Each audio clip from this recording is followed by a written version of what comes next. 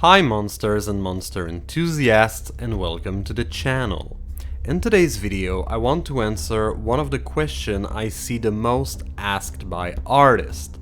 How to grow your Instagram account, especially as an artist. At the time of filming the video, I'm around 3,000 followers and I wanted to share some of my tips based on my experience.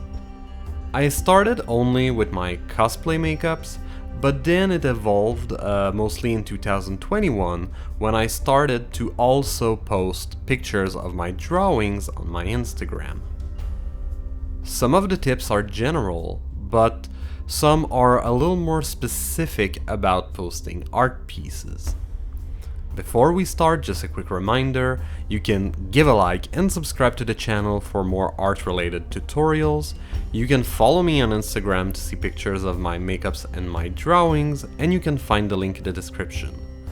The drawing I am doing today is an original creation that I just called a bro demon. And you will see me complete this art piece with Copic markers while I talk about my Instagram tips and tricks for artists. The first tip may seem a little obvious, but I think it's worth mentioning nonetheless. Have a relevant name and description.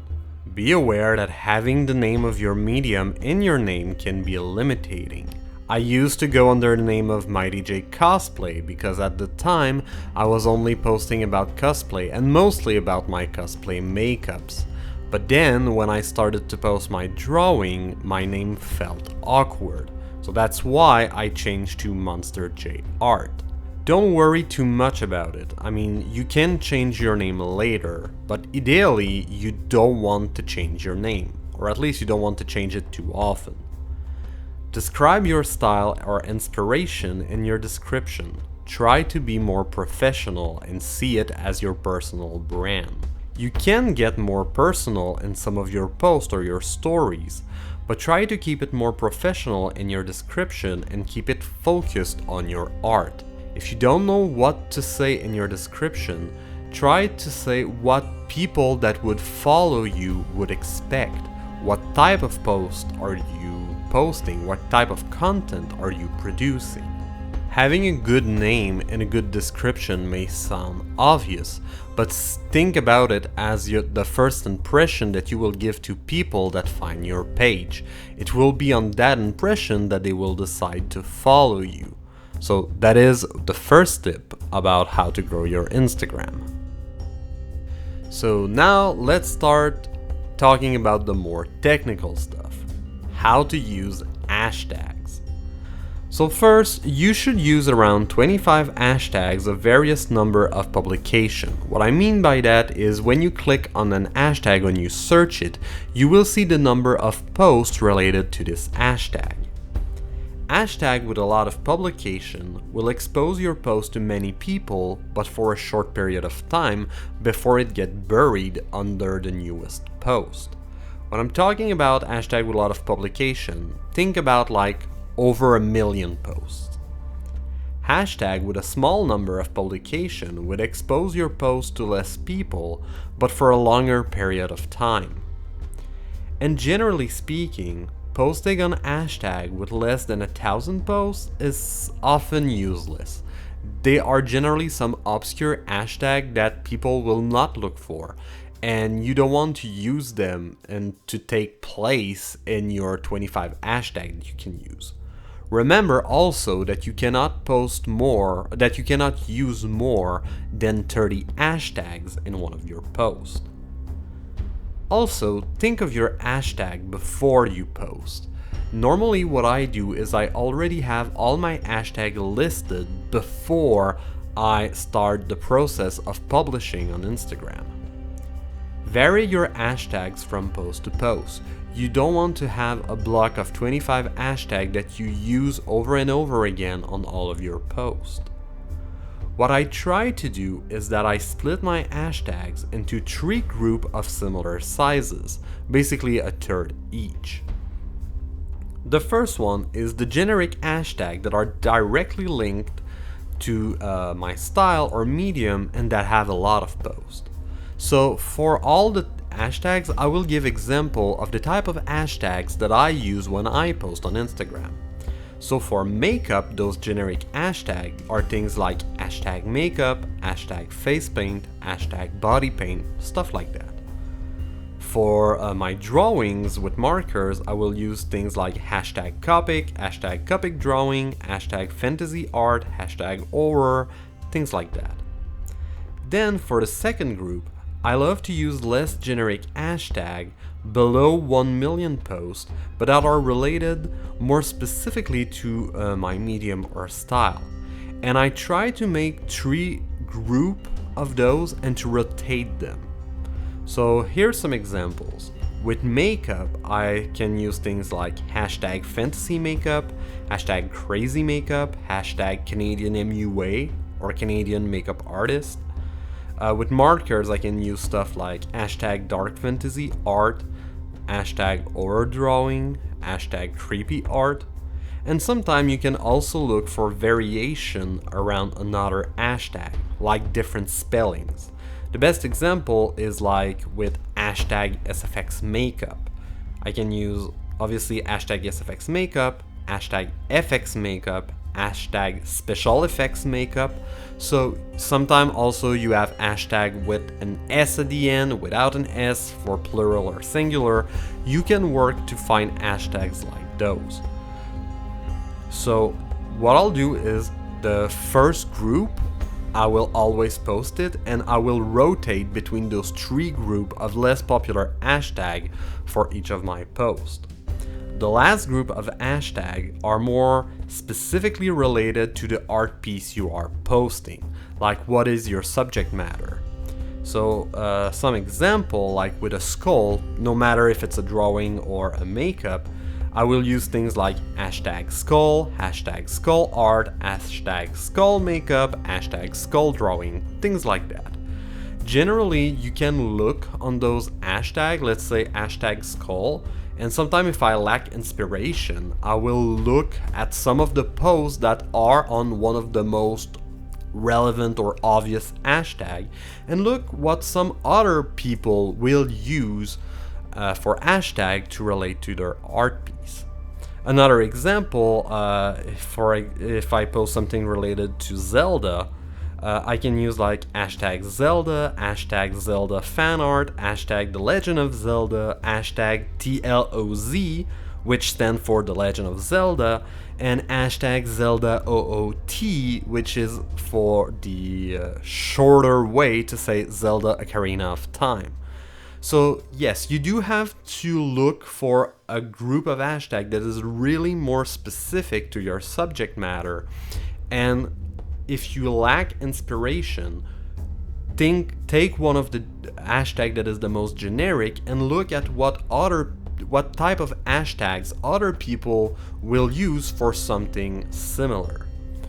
So there's many different ways of using hashtag, but I think this is a very good recipe that I've been using, especially more with my makeups. It has been working pretty well, and it's a way to have a variety of hashtag between your post without having to think from 0 each time. So it's kind of very efficient, and it's really efficient if you're copy pasting them. So I have a file on my cell phone where I keep all of these groups of hashtag, and when it's time to post on Instagram, I just, in the same file or sometime in another file, I just copy paste those 3 blocks to get my list of 25 hashtag, and then I take that list of 25 hashtag and I copy paste it for when it's time to post on Instagram.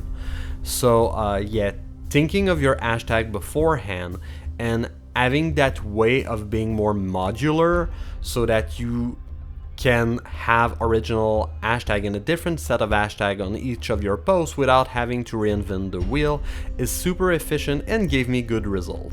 So now let's talk about another Instagram tip.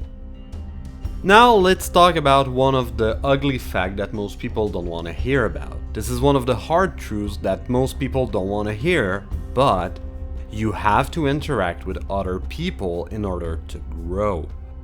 if you just post your art on your Instagram page, yes, you will get some follower that stumble upon it, browsing different hashtags.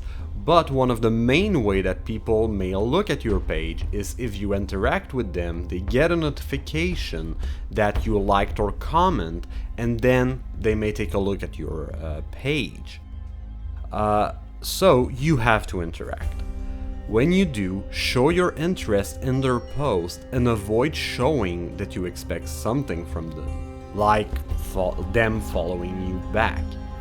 The key thing that I want you to remember when you interact with other people is that people should not get the impression that you interact with them because you want them to follow you. One of the main way that I look with who I want to interact with is I go on the hashtag that I use and interact with other people using these hashtags. So people get a notification if you like, comment, or follow, so they will be more enticed to look at your page because of it. There is mainly 5 types of interactions that you can do. You can like posts, comments on posts, following people, tagging people, or sending a direct message, basically DMing someone. So I will do a quick review on all those types of interactions. The first way of interacting with people is by giving likes. Based on my experience, I do think that just giving likes can be enough to get a significant amount of interaction by other people. Liking posts that are already trending is not worth it. They receive so many notifications that they will probably not notice you. If you are one among hundreds, the chance they see your notification is really slim. They will probably not see it and then not look at your profile. Look for things posted recently, sorted by new. If you are among the first person to like someone else's post, they have more chances of seeing your notification and looking at your page. Look for posts that have been posted recently. Less than 1 hour on big hashtag and less than 3 hours from smaller hashtags. Liking posts that have been posted recently give you more chances that the person is still on Instagram and may look at your page when they get a notification. A great example of this is if you're on the evening and you're liking things that are posted recently, the people are maybe still active or still looking at their phone or something. But if you like things that have been posted, let's say 6 hours ago, maybe that person is now sleeping, you know what I mean? So that's one of the reasons why it's always better to look at things recently posted. It's better also to go more often and to spend less time than going once and liking a lot of posts.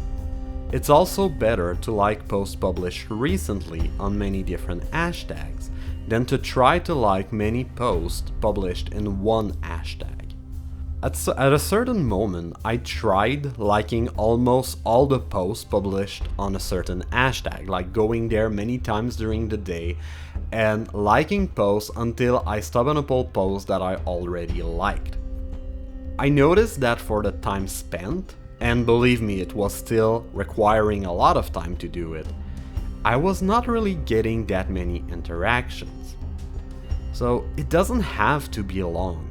Going on Instagram 5 minutes to like recent posts on different hashtags and doing it 3 or 4 times a day can already give you significant result. It shouldn't be like a task or a chore, but when you have time to kill, like you're waiting in line somewhere, when you're taking the bus or things like that, when you go to the bathroom, things like that, you can spend that time on going on Instagram and liking posts. It can be enough. But yeah, going there often on many different hashtags is the best way, the most efficient way to spend your time on Instagram in order to get some interaction, at least based on my experience. So, the second way of interacting with people is by leaving comments on other people's posts. The advantage of commenting is that it appears on a different notification than the one from people giving likes, so it's easier for your notification to stand out. What I mean by that is generally you will receive a notification like person A, person B, and 5 other people liked your post, and a notification like person C commented, "Hey, I like your art." You know what I mean? So that's what I mean when your notification will stand out. Commenting an emoji or something super generic is almost the same as giving like, but it may just take more time. Try to comment something more specific about the post. Something that doesn't look like you copy-pasted it on every post. Something just more personal. Some example, you can say, "Oh, you're so talented, I love how the colors are so perfectly blended." Or, "This is insane work, how long did it take to make this piece?" Or, "This is such an original concept, I really like it." Giving specific comments or more personalized comments also make you appear more authentic or genuinely interested in the other person's post, and they may follow you. Also, try as much as possible to answer the comments people are leaving on your posts. Obviously, I'm talking about the ones that are not scam or self-promotions. It also shows that you care, and it also sends a notification back to the person who commented on your post. So sometimes it can just be a reminder and they may then like you back. Also, I don't have any metrics on this, but it's also a good thing to comment on people comments on your post when it's recent. Because if when you just posted and someone leave a comment and then you leave a comment back, it shows that your posts have more interaction and have then more chances of getting promoted by Instagram. I don't know how much of this is true, but obviously Instagram will have a tendency to promote posts that have a lot of interaction with it. So by giving that, you are just giving another interaction on your post right after it got published. So yeah, it can send a good signal to Instagram. So that's basically how I tend to see the way you should comment on other people's posts in order to get some interactions. The third way of interacting with people is to follow them. Personally, I don't consider following other person as a way to interact with them. The goal of most tacting revolving around following other person is that they will follow you back out of courtesy. It's an old-timey Instagram growth technique that everybody knows and that most people are aware of and find annoying and spammy. So, first of all, avoid follow for follow. Like following someone and if they don't follow you back, asking them to follow you back since you followed them. It just sends a bad message that you are more interested about your growth or about the growth of your account than the other person's post. So it just gives a bad first impression. Also, avoid follow and follow.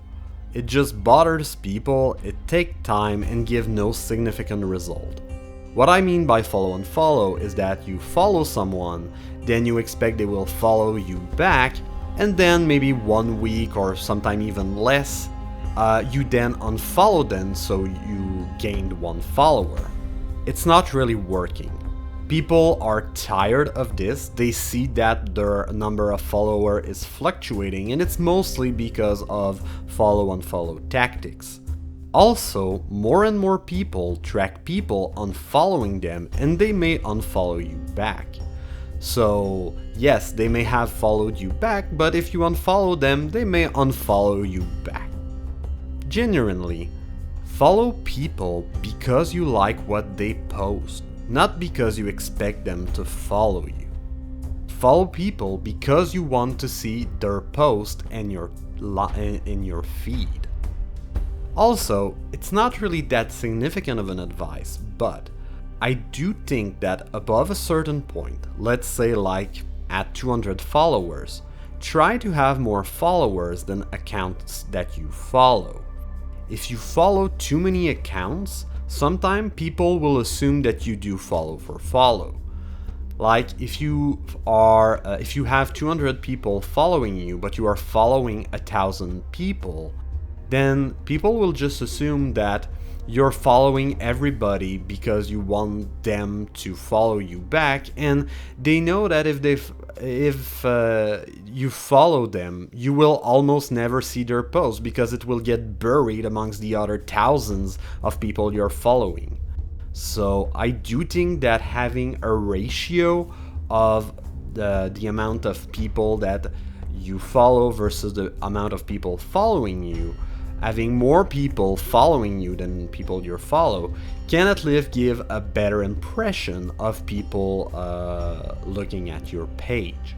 At higher level, it generally indicates that you have more influence in a certain way. But yeah, I don't think that following people is a very good way to grow, and I just think that you should follow people because you're interested in what they do and you want to see their post in your feed. Another way to interact is by tagging people.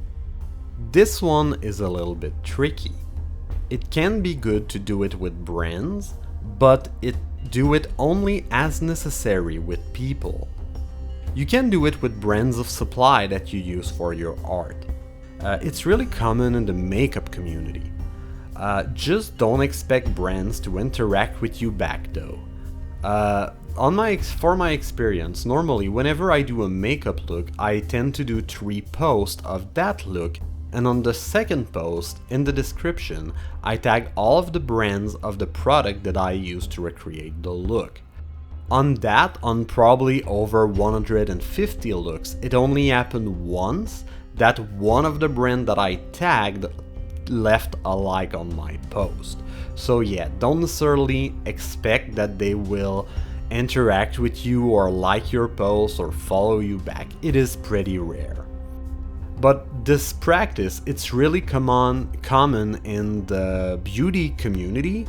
Whenever people are doing beauty looks, they tend to tag all of the brand they use to their look, but I see it less in the art community, but I mean, it can be done. Just be realistic on your expectations. Regarding people, tag people only if it is relevant to your post, like if you did a recreation of someone else's work and you want to give credit for the original artist. When you tag someone, it appears on their page on the tag section. If you tag someone on something not related to them, it is often considered spammy and they may block you. The reason is simple. You tag someone so it appears on their page, but why should it be there if they are not even related to that? It's often seen as just a sneaky way of doing promotion and get your post across other people's account, and that's basically what it is, so that's why it is considered so spammy. Also, if you tag someone on a picture like to identify them, people can go and untag themselves. I am not sure about if it works when you're tagging someone in the text, but if you're identifying someone on a picture, I know that you can go there and untag yourself from that picture so that it stops appearing on your tagged section of your page. Basically, tagging, do it with diligence, do it when it's necessary, especially with people, but I wouldn't consider it as something to use as a strategy to grow. Finally, the last way of interacting with people is by direct messages, or commonly known as DMs. Do it only if you have a relevant question to ask or a good comment to make. When you contact someone, go straight to the point. Make your intent known in the first message sent. Like, before they could answer you, they should already know why you contacted them. A lot of people don't really know how to answer or are just busy, so don't always expect an answer. I don't necessarily consider that I have a huge following on Instagram. As I said, I'm around 3,000 followers, but I can tell you, it is a little bit surprising to see the number of people that are DMing me. So just imagine with people with even bigger accounts. So no, I don't necessarily have the time to answer to everyone. People rarely have time for small talk. Sending something like hey or hi and waiting for a response will often leave you left unread. As I said, you should let your intention known right from the start. Asking for someone to follow you is considered spammy and may get you blocked. Generally, just don't contact people to ask them to follow you. In my personal experience, when someone asks me to follow them, mostly because they follow me, 2 weeks or less after I followed them, they unfollow me and I unfollow them back. People know that it's mostly a kind of follow-unfollow, but it's just kind of ironic and a little bit frustrating that every single time people made the effort to contact me to ask me to follow them, because they follow me, they always unfollow me after. So on that, I tend to not follow someone because they follow me. I did it in my early days, but I stopped because I saw that pattern pretty quickly. The last thing that applies to every type of interaction is I said that you can go on hashtag that you use on your type of post, but you can also go on hashtag that are close to your art but not totally related. Sometimes those people may have some interest in your art as well. 2 examples. For my makeups, I do mostly cosplay makeup or special effects makeup or body painting, but I also look on hashtag drag makeup. I'm not doing drag makeup, but I know a lot of drag artists do also very intricate makeup and they may be interested in the type of pose that I do. And sometimes I'm also interested in the type of makeup that they do as well. For my drawing, I like to look on tattoos related hashtags, like hashtag new school tattoos, for example. Generally, a lot of my drawing can look like some tattoo designs, or at least I want to believe so. And yes, sometimes tattoo artists can also be interested in what I do. So these were my main advices on how to interact with people on Instagram. So the third way or things you can look for to grow your Instagram as an artist may sound weird and maybe a little bit controversial, but I think it's worth mentioning nonetheless, and it's tracking your unfollowers. As I said about follow-unfollow, there is some external apps like FollowCup, which is a free app that can track people unfollowing you. By the way, I'm not sponsored by them, it's just an app that I use, and that is free. It can be good to track your unfollowers to see what kind of people are unfollowing you. It can help when you start. Sometimes you will just see that most unfollowers were spam accounts or people that probably tried to follow unfollow. The thing is, especially when you start, you can be super excited because you gain 3 followers, but then you get super disappointed when you notice that you've lost 3 followers and you can be wondering if you did something wrong or like you can feel some sort of guilt because you're losing a follower. But then when you look at who unfollowed you, it can help to reduce that guilt when you realize that, well, you did nothing wrong, they were spam accounts of stuff like that. And it can also help you to build your confidence when you start growing your Instagram account. It can also give you an idea of the behaviors of different communities. Some examples. With the beauty communities, I noticed that I could get a lot more followers with my interactions, but I would also get a lot of unfollowers as well in the next days. With the drawing community, I noticed that I receive way less followers, but I do get less unfollowers as well. So it also helped to explain the fluctuation in the amount of followers that you have, depending on where you spend your time for your interactions. Since you get a notification when someone follows you, but you don't receive one when someone unfollows you, sometimes you think you do get followers, but at the end, your total amount of followers seem to be stagnant. Tracking your unfollower can give you a better understanding when you feel that you are stuck despite receiving notification that you gain followers. Also, tracking unfollowers can help you to understand the fluctuation in your number of followers, and it's good to do it from time to time, especially when you start or when you decide to post a new type of content. For example, when I started to post my drawing, I was kind of a little bit nervous if the people who started to follow me because of my makeup would then start to flock away of my account and stuff and start to unfollow me. So at this time I also started to track a little bit more closely my unfollowers, and I haven't seen a significant difference in the type of people that were unfollowing me. So at least in this case it showed me that it was not really having any impact. But when you're doing big changes like this, it can also be a good moment to track your unfollowers.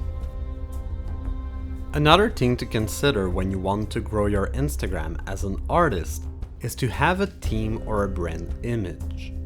Try to have a page that is visually pleasing. Try to stay focused on your art. Try to avoid posting selfies or more personal stuff. If you want to post things that are more personal, post them in your stories instead. If you really want to post something more personal, like if you have an announcement to make, do it in a way that still fit your page. For example, when I made some announcement when I had to slow down, I posted a white title on a black background and gave the explanation in the description of the post. But the white title on black background was still fitting with the rest of my page. For art pieces, try to have a similar background. It can be to have no background, so the entirety of your art piece fill the picture. If you take pictures of your artwork, it can be that you take them on the same desk. For me, I love to post things on a black background. If it's a drawing made on paper, I will edit the picture to black out the paper. I will also black out the background when I take photos of my makeup, so that both my makeups and my drawings have a black background. Also, some people try to have a particular color palette, like using pastel color or doing black and gray. Or I've also seen some people posting one time in portrait and another time in landscape. Some of those things, they can be very time consuming and you really have to be committed to them, but in some cases it can be very interesting and give you a strong brand image. I would say for black and white, I see it a lot with photographers, but I think those kind of self-imposed restrictions can be harder to apply with some other mediums. Also, edit your pictures so that they appear mostly complete in your feed or in your page. They should look complete in a square. Generally when you post, you can post multiple pictures, but make sure that the one that will appear on your page is alright and fit completely in a square. Because other than that, it will be cropped out and then will make your page less pleasing. So yeah, it's just taking into account the aesthetic of your page and make it more pleasing may entice people to be more interested in what you post, and they are more enticed to follow you. The other point I want to talk about is pretty generic, but there is some way to optimize it specifically for art. Take good quality photos and edit your pictures. Yes, I know it's a taboo and we would want to believe that pictures we see on Instagram aren't edited, but we have to face it, most of them are. So I will share with you some of my tips to take pictures of my art. First, edit your pictures before uploading them on Instagram. Don't rely on Instagram filter alone. I did when I first started, but sometimes I think they are sometimes not subtle at all, sometimes it's just too much, and you want not necessarily for your picture to look edited, but just to enhance it a little bit.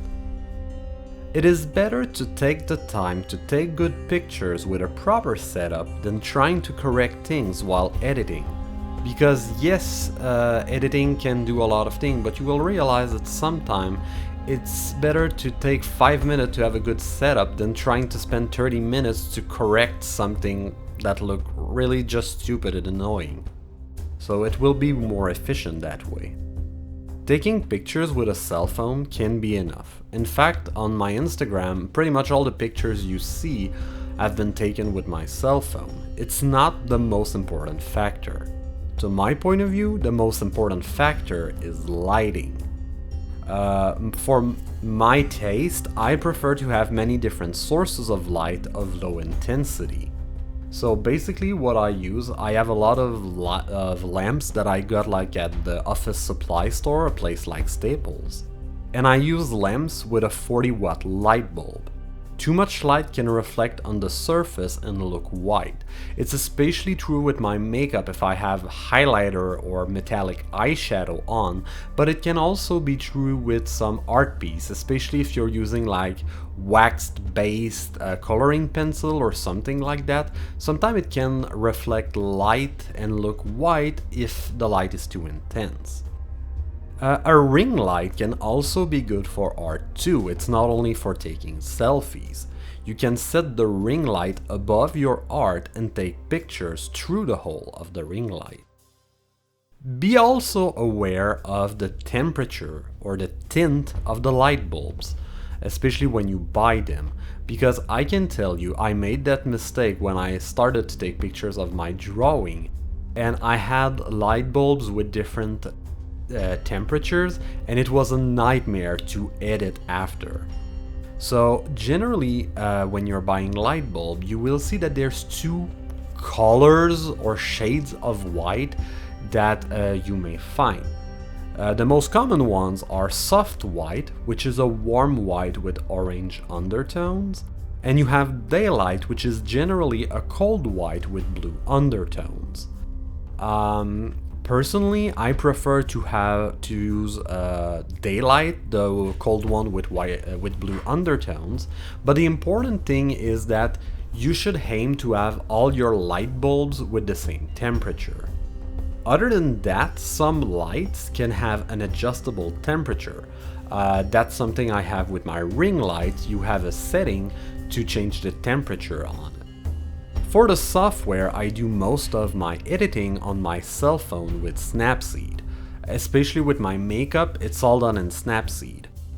I try to just do minor correction, especially with the drawing. I try to keep it more minimalistic, but generally, as I said, I just want to enhance my pictures. So generally the modification that I do is that I had brightness, I had contrast, I add some saturation, generally just maybe 5 or 10% maximum. I will adjust the structure and sharpness. With makeup, this one can really vary from one makeup to another. If it looks a little bit cracky or I want to look smoother, I will lower the structure, but if I did something with a lot of details, sometime I will want to add some structure and sharpness. Also, I do some minor spot correction with the healing tool. With makeup, it's especially if there's a spot where I missed makeup or the makeup got removed. And with my drawing with markers, it's sometimes when I put and remove the cap on, sometimes I get some splatters of ink on the page. So the healing tool can help to remove those splatters. Also, the most important thing, I think, is to crop the pictures to the right size and expand it if it's necessary.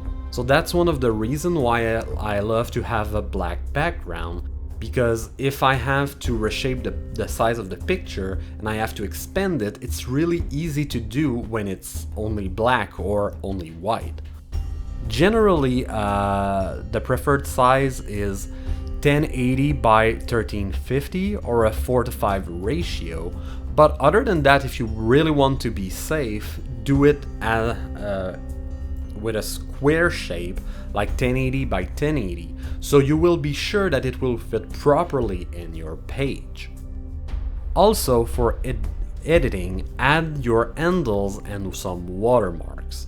So one thing that I suggest is you can put the name of your account on your picture so that people who find the image can find your account.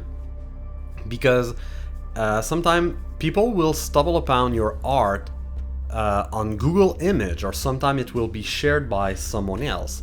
I would say with Google Image, if you're doing fan art of any kind, there's some good chances that it can show up in Google Image. So by doing so, it will help you to bring some traffic to your page. For that handle, make it visible and don't worry if someone would crop it out. That's not what it's for. To protect it, that's why you should add or hide some watermarks that are harder to remove.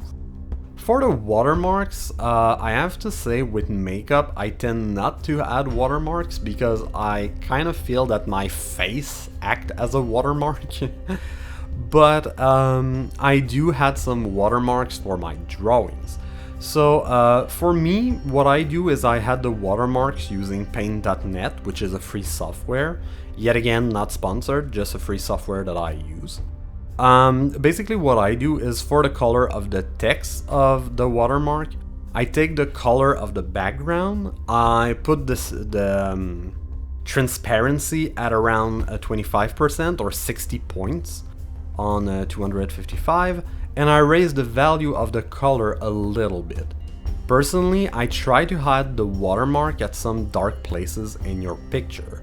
So I love to add them in dark spots. Generally when I'm doing like a monster portrait, I will try to hide them in the mouth. That's one of the spots that I really like. Sometime in the neck. If it's like a realistic portrait, I will often hide some watermarks in the hairs. So yeah, the watermarks are really more the things that you should add to prevent people of taking your art and claiming it as their own. Obviously, when you put something on the internet, there's pretty much no way of guaranteeing that nobody else will use your artwork or claim it as their own, but at least adding watermarks can help to prevent that a little bit, or at least make it harder or easier to defend. So yeah, about editing your picture, these are the main tips that I had to share with you. So the last point that I want to talk about is one that is often overlooked, but I think is still really important nonetheless, and it's to add a meaningful description to your post. Adding a meaningful description may make you more relatable and can make people more interested in you and more likely to follow you. You can be surprised by how many people will actually read your descriptions. It happened a couple of times that I wrote something in my description and sometimes just like, oh, I made this piece, I am kind of disappointed by the result. And I got some encouragement that people who read those thoughts in my description. So yeah, obviously it's not a majority of people who will take the time to read the description, but you may be surprised by how many people will actually look for it. If you only post hashtags and tags, it can make you look like a cloud chaser, that you just do it to be seen. To be honest, I'm kind of turned off by people who do it, so I must not be the only one. It happened that I found the profile page of a local artist that I always admire his work, but when I saw that all of his description is just hashtag and kind of begging companies and magazines to repost him, I mean, maybe it's because it's a local artist, but it kind of changed the way I was viewing this artist, so... Also, just take the time to write a good description. I know it can be hard to do on your cell phone, so that's why I write it on my computer. I then transfer it to my cell phone. Sometimes I just send the email with it, and then I copy paste it when I'm making my post on Instagram. If you don't have any idea of what to write, or if you're lacking inspiration, here's some things you can talk about for art. You can talk about your inspiration for what you have learned while doing the piece. What are the aspects that you like or you dislike about your art or your art piece? Maybe sharing an anecdote about your art piece. If it's fan art, you can talk about the franchise a little bit more, like when you started to appreciate the franchise or things like that. And you can also talk about product that you used for the piece. So these are the main topic that I talk about in the description of my art, but there's probably a lot other that I haven't just thought about yet. So these are my main tip to make a meaningful description for your posts. We are now reaching the end of the video, so I wanted to thank you to have listened to this video, and I hope you really enjoyed it. If you have any other question about how to grow on Instagram as an artist, or any other topic that you would want me to talk about, you can leave it in the comments down below. Obviously, I'm not an Instagram expert, but I just wanted to make a video to answer many questions that I was seeking answers for when I was a beginner, when I first started on Instagram. So I just hope that it will be useful for someone else. If you enjoyed the video, you can give a like and subscribe to the channel to see more art tutorial or more speed drawing discussion like this. So I hope to see you in another video. Bye!